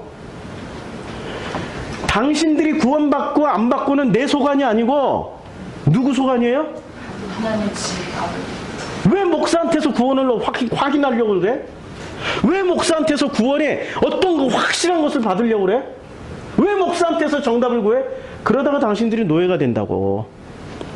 목사는 구원을 주는 존재가 아니에요. 구원을 확신시켜주는 존재도 아니고요. 하나님 아버지가 확신시켜주는 거예요. 목사는 무슨 일만 하면 되는 거예요? 아버지의 로고스를 소개시켜주고 아버지의 그 인격과 만나게 해주면 되는 거죠. 중매장이란 말이에요. 소개하는 사람이고. 목사가 구원의 어떤 전권을 쥐고 있다라고 생각하니까 이 성도들이 목사를 마치 하나님처럼 보기 시작해가지고 하나님처럼 대하고 하나님처럼 여겨서 그들을 섬기기 시작해요. 내 앞에 우상을 두지 말라고 했는데 벌써 두 번째 계명 아웃 끝내버렸어. 본질로 보지 않으니까. 창세기는 잘 보세요. 지금 오늘 설교 핵심이 이겁니다. 요한복음에 보면 요한복음은 전부 다 이 둘로 나누는 거예요. 요한복음이 처음 시작이 어떻게 됐어요? 태초에 그 아르케가 엔아르케 안에서 호로고스가 있었어요. 이 호로고스는 호데우스를 향해서 가고 있었어요. 그렇죠? 그러니까 이 일체형이에요. 일체형으로 1장 1절부터 시작해가지고 1장 3절까지는 일체형으로 시작해요. 일체형. 그런데 일체형이 나중에 뭐로 두 개로 나눠요. 이 빛이 이빛과 참빛으로 나눠요. 그렇죠? 이 빛과 빛이 분명히 두 개의 빛이 있다라는 거예요. 근데 이 빛은 어떤 빛이에요? 하나는 어둠이야. 따라갔더니 끝까지 추적해서 봤더니 어둠이야. 어둠. 근데 이 빛을 끝까지 추적해서 봤더니 이게 진짜 참빛이야. 지금 요한복음이 처음에는 이렇게 하나로 얘기했다가 둘로 얘기했다가 나중에 요거 하나만 남겨요. 요한복음 구조를 잘 보시면 이게 지금 누구를 따라가는 거냐면은 창세기 구조로 그대로 따라가는 겁니다. 창세기는 원래 하나였어요. 이걸 둘로 나누는 걸 다 보여줘요. 아담에게서 하와를 분리해. 원래 아담이 하나였어요. 사람. 이 아담을 번역할 때 아담이 이름입니까? 아니면 사람입니까? 사람. 사람이죠. 사람. 그럼 우리말로 번역을 하면은 사람에게서 여자가 하와가 나왔다. 하와의 뜻은 무슨 뜻이죠? 산자의 어미. 사람에게서 살아있는 자의 어머니가 나왔다. 모태가 나오는 거예요. 모든 생명의 근원이 나오는 거예요. 자, 원래 아담 하나였어요. 원래 아담 하나였어요. 그쵸? 여호와 하나님이 아담에게서 취하신 그 갈빗대로 여자를 만드시고 그를 아담에게로 이끌어 오시니, 그러니까 여자는 지금 누구에게서 나온 거예요? 사람. 예, 사람인 아담에게서 나온 거예요. 그쵸? 하나인데, 사람이 하나였는데, 뭐가 나왔어요? 이 사람에게서? 뭐가 분리해서 나왔어요? 뭐가 분리해서 나왔냐? 예, 여자가 나왔어요. 여자라는 사람이 나왔어요. 여자라는 사람이. 하나였는데 둘이 됐어요? 자, 어둠에서 빛을 분리해요. 땅이 혼돈하고 공허하면 뭐가 있어요? 어둠이 있었죠? 어둠이. 전체가 어둠이었죠? 그런데 하나님이 3절에 가니까 빛이 있으라 하니까 빛 가운데서 어둠이 나온 거예요? 어둠 가운데서 빛이 나온 거예요? 사람에게서 살리는 사람이 나온 거죠? 산자의 어미 하와가 나온 거예요. 아담에게서 산자의 어미가 나왔고, 어둠 가운데서 뭐가 나왔어요? 빛이 나왔어요. 원래는 하나였어요. 원래는 전부 뭐였어요? 어둠. 예수 시대에 갔더니 전부 뭐만 있었어요? 어둠만 있었단 말이에요. 어둠만. 그들이 빛이라고 붙잡고 있었는데 그 빛을 끝까지 따라가서 보니까 뭐예요? 그 빛이? 어둠. 이 어둠의 실체는 자기 로고스. 빛의 실체는 하나님의 로고스. 하나님 지금 천지 창조를 하실 때 창세기 1장에 뭐로 창조하세요? 헬라어로 말하면 로고스로 창조하시잖아요. 말씀으로. 로고스로 창조하시잖아요. 그 호로고스가 있는 거예요. 이거 하나님의 로고스. 여긴 자기 로고스가 있는 거고. 자, 물에서 땅을 또 분리해요. 1장 9절에 하나님이 이르시되 천하의 물이 한 곳으로 모이고 묻이 드러나라 하시니 그대로 되니라. 하나님이 묻을 땅이라 부르시고 모인 물을 바다라 부르시니. 자, 지금 뭐에서 뭐를. 자, 이게 지금 참 놀라운 게, 보세요. 창세기만 첫째 날, 둘째 날, 셋째 날은 전부 다 하나님이 무슨 일을 하셨냐면, 첫째 날, 둘째 날, 셋째 날은 이것은 어둠에서 뭐를 분리해냈었어요? 빛을. 그 다음에 둘째 날은, 예, 둘째 날은 물에서 땅을 분리를 해내셨어요. 이게 셋째 날이 아니고. 그리고 사람에게서 뭐를 분리해냈어요? 사람을. 모든 살아있는 자의 엄마를 불러는, 예, 엄마를 분리를 해내셨어요. 자, 그러니까 창세기에 지금 뭐를 말하려고 하는 것 같아요?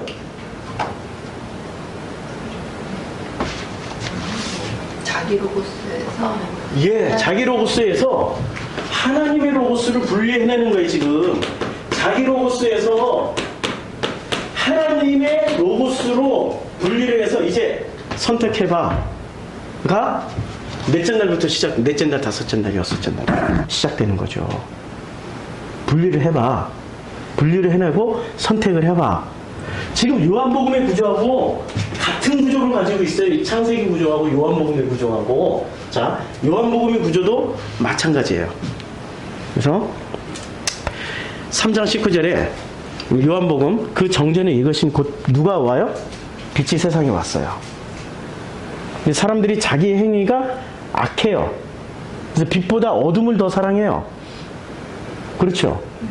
빛보다 어둠을 더 사랑하는데 악을 행하는 자마다 뭐를 미워해요? 빛을 미워하고 빛으로 오지 아니하나니 이는 그 행위가 드러날까 하며 진리를 따르는 자는 빛으로 오나니 이는 그 행위가 하나님 안에서 행한 것임을 나타내려 함이라 하시니라. 진짜 우리나라 번역은 진짜 너무 어려워. 우리는 하려 하심이니라. 제발 좀 말투라도 제발 좀 바꿔가지고 읽을 수 있게 편하게 좀 번역을 한 성경 좀 보자고요. 자, 그 요한복음 1장에 보면, 자, 이게 지금 이 사람들이 어둠을 더 사랑한단 말이에요. 빛을 사랑하지 않고. 근데 빛이 어둠의 빛이되 어둠이 깨닫질 못해요. 이들의 본질은 어둠이에요. 근데 왜 어둠이 깨닫지를 않을까요? 자, 참빛 곧 세상에 와서 각 사람에게 비치는 빛이 있었어요. 그런데 이 빛을 자기 땅에 오면 자기 백성이 영접해요, 영접을 안 해요? 영접을 안 한다니까요. 영접을 안 해요. 왜 영접을 안 하죠? 자기들이 붙잡은 어둠을 뭐라고 착각하고 있었어요? 빛이라고. 이걸 빛이라고 착각하고 있었기 때문에 참빛이 와도 안 붙잡아요. 참빛이 와도 안 붙잡는다니까요. 지금 이거 2000년 전 얘기가 아니라 지금 현재 얘기예요. 현재. 지금 현재 참빛이 와서 참빛 이호로고스 어떤 인물이 참빛이 아니라니까요. 김기동이가 뭐 이재록이가 참빛이 아니고 이만희가 참빛이 아니고 무슨 대형교회 무슨 있잖아요. 할렐루야. 예. 그게 참빛이 아니고 MSG 교회 그분이 참빛이 아니고 누가 참빛이에요? 호로고스가 참빛이에요. 하나님의 그 말씀 그 로고스가 이게 참빛이란 말이에요. 그런데 왜 조용기에 말해버렸네. 왜 MSG 교회에 왜 이만희에 왜 김기동에 이재록의 로고스가 왜 그것을 참빛이라고 붙잡고 있냐고 지금. 왜 그것을 참빛이라고 붙잡고 있냐. 왜 칼빈을 참빛이라고 붙잡고 있고 왜 루터를 참빛이라고 붙잡고 왜 웨슬리를 참빛이라고 붙잡고 있냐고요. 그들이 붙잡은 게 결국엔 모세의 껍데기를 붙잡은 거 아니에요. 모세의 알맹이를 붙잡은 게 아니라 모세의 껍데기를 붙잡고 이게 참빛이야. 여기에 구원의 길이 있어. 그래, 구원 다 이루었어.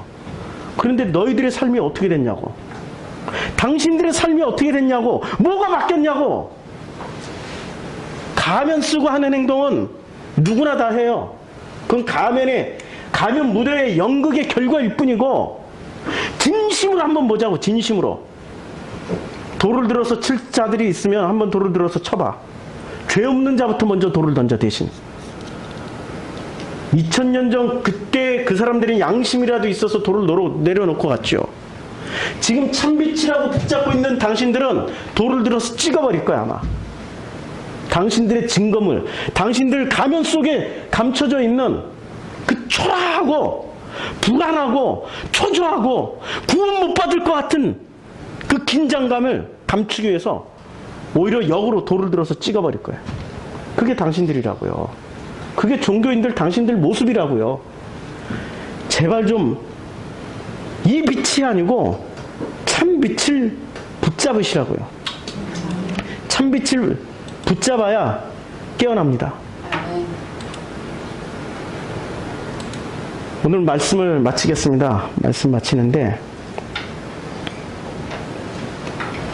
참 안타깝습니다. 우리 7월 달부터는 우리 특별 성경 공부합니다. 무더위 쉼터 화요일, 목요일 오후 2시에 오전에는 우리 주부님들이 많이 바쁘시고 그러니까 오후에 2시부터 4시까지 수요일은 우리 성경 공부 예정대로 저녁 8시에 우리 교회 성도님들이나 우리 교회 후원하시는 성도님들이 이제 참석 대상이십니다. 너무 많으면 제가 지쳐서 못해요. 그리고 너무 많아서 하는 것도 원하지 않아요. 다 온다고 다 듣는 게 아니더라고요. 진짜 그 마음이 옥토받친 그런 정말 되고자 하는 분들만 오셨으면 좋겠어요. 그리고 요한복음 읽고 계시죠? 예. 읽고 계세요. 꼭 읽으셔야 돼요. 요한복음 끝날 때까지는 100 몇 번을 읽게 되니까. 예. 그거 나중에 요한복음 암기대 뭐 이렇게 한번 해볼까요? 제가 짐바브웨에서 선교사로 있을 때 요한복음을 암기를 시켰어요. 1장부터 21장까지 암기를 해와라. 일주일 주고 그것도 영어로 자기네 언어가 아니고 영어로 영어 성경 주고 암기해오라고 그랬더니 이야, 일주일 만에 애들이 1장부터 10장까지 진짜 하나 안 틀리고 암기하는 애들이 한 명이 나오더라고. 그리고 1장부터 5장까지는 3명 나오고 1장 하나 암기한 애들은 와, 5명 나오더라고. 애들이 그렇게 열심히야. 빵 하나 준다 그러니까 빵 때문에. 우리는 빵 가지고는 안 되겠죠. 네? 빵 가지고는 안 되겠죠. 그러니까 빵빵한 뭔가가 있어야 돼요. 암기할 정도로 계속 읽어보세요. 읽지 못하면 들으세요. 출퇴근 시간에 이렇게 귀에다 꽂고 들어보세요. 계속 들으면은 더더군다나 우리 교회 성도님들이 녹음한 그 목소리 전 너무너무 은혜스러워요. 듣다 보면 이게 그냥 기계적으로 읽는 성경하고 다르게 읽다 보면 그 마음이 느껴져가지고 제가 우리 성도님들이 녹음한 그걸 듣다 보면 막 눈물도 나고 그래요. 막 마음이 움직이고 이게 교감이 되니까 훨씬 더 좋더라고요. 읽는 것도 좋고 듣는 것도 좋고. 기도하겠습니다. 우리가 다 그의 충만한 데서 받으니 은혜 위에 은혜로라. 율법은 모세로 말미암아 주어진 것이요 은혜와 진리에는 예수 그리스도로 말미암아 온 것이라. 아버지 하나님, 우리가 다 그의 충만한 데서 받으니까 은혜 위에 은혜입니다. 이제 은혜 위에 은혜를 체험하며 살아가는 저희들로 축복하여 주시옵소서. 예수님의 이름으로 기도드렸습니다. 아멘.